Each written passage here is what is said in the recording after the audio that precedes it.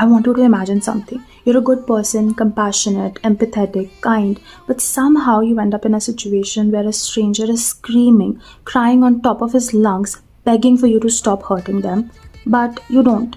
Why? Because a person in a lab coat told you not to. Sounds like a horror movie, doesn't it? But what if I told you it actually happened? So there is this experiment by Stanley Milgram who conducted it in the 1960s, and honestly, the results completely shocked the entire psychology field. So basically, this is how the experiment went. There were two groups, the participants and the learners. The participants were told that they were teachers, and the learners, well, every single time that they got the answer wrong, they were supposed to get an electric shock. Higher voltage for every single wrong answer. Yes, every single time. The catch is that these shocks were not real, but the participants did not know that. And yes, some of these participants did get uncomfortable. They did want to stop. And when they wanted to stop, the experimenter did not force them, did not threaten them. What the experimenter said was, the experiment requires you to continue doing this. That's it, nothing else.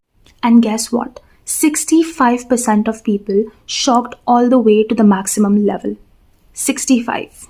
Milgram called it the agentic state, basically the moment where your brain just hands over the wheel. You no longer feel like someone who is making the choice and start feeling like someone who is just following the instruction. The responsibility does not feel like it belongs to you anymore. It feels like it belongs to whoever is in charge.